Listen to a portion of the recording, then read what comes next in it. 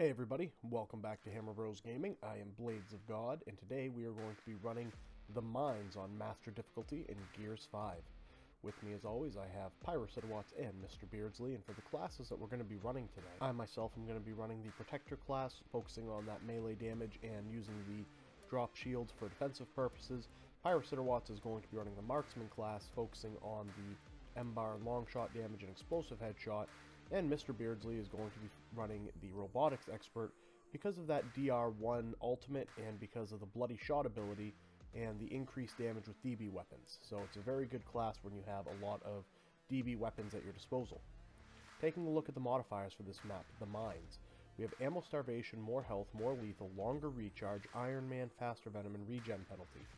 The two biggest ones that are really going to be a problem here are Ammo Starvation and the Longer Recharge. Ammo Starvation meaning that we don't pick up as much ammunition per pickup in the map, and Longer Recharge means it takes longer for our ultimate abilities to recharge. This isn't as big of a problem for me running the Protector class because one of the skills that I run is that every close range kill actually recharges my ultimate faster, so it sort of negates that, but for Beardsley and Pyro it is going to be a little bit of a hassle. So getting right into the map, as soon as you come out of the spawn room, you're going to head straight ahead here. There's only one path you can take, and you're going to be rushed by a few Juvies. Nothing too daunting or, troubling. Just kind of make your way ahead, especially if you're running a Protector or a Blade Master or even a Brawler. They can make very short work of these Juvies. Even if you're not running one of these melee classes that we recommend, the other classes can still make very short work of the Juvies with their knife or their pistols. So once you get past the sort of juvie hallway, you have a choice of going left or going right, and we ended up deciding to go to the left at Beardsley's insistence here.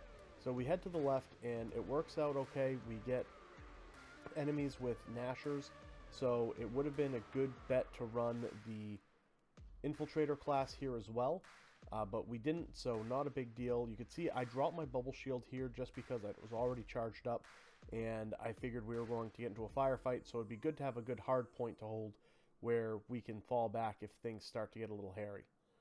You can see here I'm just checking my skills to see if I've had my Nasher mod card on for increased Nasher damage, and I did, so I fall back and grab a Nasher because why not? I'm running the increased Nasher damage card, so I might as well run this. And then once we get past that first group of Grenadiers and drones, you're going to have an ammo room on your left. You can see on the minimap, Beardsley and Pyro already went down there and started stocking up on ammo. And while I was up here, we got rushed by snipers and drones, and I did not get to good enough cover, so I ended up getting down, but not a big deal. I make my way around the cover, use the melee to take these guys out. Added bonus is that the Sniper actually was running a long shot, so now Pyro, as our marksman, has a long shot at his disposal. So once those enemies are cleaned up, you see I fall back into this ammo room. There's not much left to pick from as Beardsley and Pyro cleaned up a lot of what was down here, but I managed to grab a couple of flash grenades, which are always good. It's always a good idea to try to get flash or shock grenades for Master Difficulty. You should make sure that everybody in your party is carrying some sort of a grenade by the time you get to the end of the map for the Helipad hold. Once you're done with that room, the ammo room, you're going to kind of go up the ramp here and advance on this next set of enemies. It's not anything really fancy. There's a few drones. I believe Sires eventually show up. But there's another ammo room that you can hold. You can see it was on the screen just a moment ago on the left-hand side. And once you've dispatched of these enemies, again, go in there, load up on your ammo. Make sure that your marksman is getting a lot of ammo for his long shot. It's not as important for the Protector, obviously, and definitely not as important. It's not as important for the Robotics Expert, and definitely not as important for the Protector, as the Protector focuses on melee damage.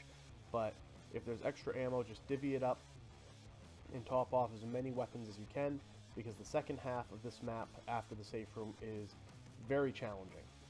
So you can see here, everyone's kind of stocking up. Pyro's loading up his long shot. I've got a fairly full Nasher, and Beardsley's sitting good with his weapons as well.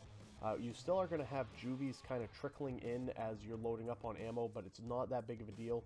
We sort of alternate who posts up on the door as everyone else gets their ammo. And once you're done with that room, you're going to head down. There's a convergence of paths right here, so no matter if you go left or right, this is where you're going to end up. And there is a Scion there, and I'm pretty sure he's always a buzzkill Scion. And the Protector makes very good short work of him between using shotgun and melee damage. That shotgun up close does great damage even without the bleed.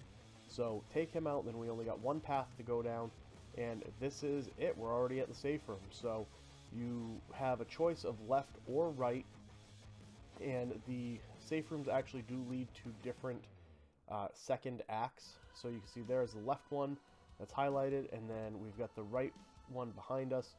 And we're going to actually go with the right safe room on this run. And if you do take your time, if you dawdle too much, you're going to get rushed by a bunch more Juvies, and there's a lot of them. So we find instead of fighting them all, wasting ammo, we just fall back into the safe room, and we're going to actually skip the safe room here and get right into the second act. There is a little bit of ammo and a couple of grenades you can grab in that safe room if you need to. So go ahead and grab that if anyone's lacking. But once we get out into the second act here, on the right path we face a lot of precision enemies. So a lot of snipers, hunters, some Scions with Bastions, and it works out well. There's also Juvies. It works out well because the Protector can close on these classes, and because Pyro's running the Marksman class, so he'll have plenty of ammo at his disposal. So there's only one path that you can take, and basically what we're doing is Pyro is going to sit back as the Marksman, do his best to snipe out as many enemies as he can, while Beardsley and I sort of push up. I take the brunt of the, I guess, spearheading the assault, because I have the ability to generate stim passively, as well as that great bleed damage and melee damage. So right there you can see the Bastion. That's the first Bastion we're going to encounter. You want to have your Marksman focus on taking him down as quickly as possible, because this Ice Scion is bad news. You can see even behind cover I'm still taking damage from him, and Pyro's doing his best to try to get some headshots on him to drop him as quickly as he can. And you got to be careful, because as you're dealing with the Scion, the snipers from the next portion of the map are going to start honing in on you and taking pot shots. So you can see from a distance here, I'm doing my best to try to help out Pyro get that Ice Scion off the board. And now we take cover. You can take cover right on this little corner here. It's fairly safe if you need to.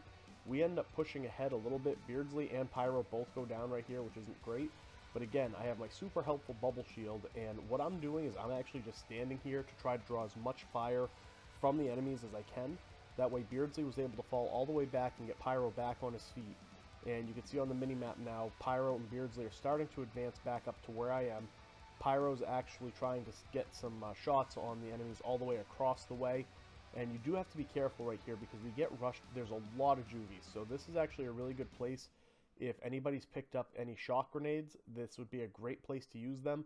Unfortunately, there was a shock Juvie that downed both Beardsley and I, but Pyro was right there with the assist to get us back up. And as soon as Pyro got me up, he got hit by a torque arrow, and the explosion downed both of us again. So not a big deal. We're back on our feet. It's teamwork and coordination at this point, making sure that you check with your teammates and keep everybody up and going. And once you get past the area with the Ice Scion, again, there's only one path that you can advance down, and these Juvies are going to continue to kind of trickle out. So be aware of that, and make sure that your Protector is sort of staying at the head of the group to take those Juvies out. You need to be very, very aware of protecting your Marksman class, because the Marksman is going to be taking the sniper enemies off the board, and it's kind of your job as a Protector to make sure none of the melee enemies get up close to them. Make sure that you scout out as much ammo as you can. There's Torque Bow, and I actually end up picking up a Torque Bow to try to help with the Scions at the end of the map, or the Bastions at the end of the map. And it's not a bad idea for somebody to pick that up. But once you're through this part, you're going to go up these ladders. There's no ammo or anything in this section to grab, unfortunately. And we're already pretty much right at the end of the map. So once you go through this doorway, there is a path to the left and a path to the right. And it doesn't really matter which way you go. We find it, for whatever reason, maybe it's just in our imaginations, that it's a little bit easier for Beardsley and I to go to the right, while Pyro sits back and snipes across that empty chasm and tries to take some of the additional snipers and Bastions off the board. You can see we have invisible hunters that are rushing us. There's plenty of snipers advancing on us. And again, this is a great place to use the bubble shield, because there we go. We have Mulcher Scions, and those Mulcher Scions deal a ton of damage very quickly. And unfortunately, I got snuck up on by a hunter, but Beardsley was there with the revive, so I got a little bit of additional torque ammo. So once the hunter, sorry, not the hunters, once the Scions commit to the side that you're on and start chasing you, you've got two options. You can kind of circle them all the way around and kite them around this room and try to make it to the helipad, but we actually decide to take them out, so it's one less enemy to deal with when we get to the helipad hold. And you can see between Beardsley hitting the headshots with the Boltok and Pyro's headshot damage with his long shot, they don't take much to drop. The biggest issue is getting the Bastions taken care of as quickly as possible, because those Bastions do make them invulnerable to all damage. And I don't know if you saw earlier, but Pyro actually was focusing on sniping them first when Beardsley and I were kind of moving up here. So again, a little more torque bow ammo for me to pick up. We're almost at the very end of the map here. There are a couple of snipers that are going to kind of hide out in this last, I don't know, airlock room. So don't try to rush too fast or you will be caught off guard by the hidden enemies.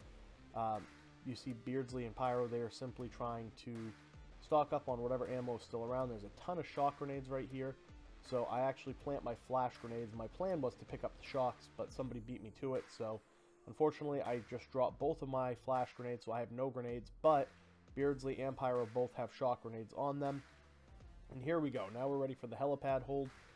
We're going to have a Warden come out. So that's one of the reasons that I grabbed Torque Bow. He usually comes out on the left side on our experience. But what ends up happening is that Pyro planted a shock grenade around the corner from us here. So he didn't, we don't see it, but some of these enemies are actually getting slowed down in the shock pool that's on the ground. You saw Pyro got a really great headshot there, took out a lot of enemies, and here comes that Warden. Managed to get a shot on him, and just trying to slow him down as much as we can, but not a big deal. He doesn't even make it out the door this time. So that's it, guys. That is the mines, the right path of the mines on Master difficulty. We hope that this guide helps you, and stick around because we're going to be having more guides coming up soon. Until next time, take care of yourselves, and bye-bye.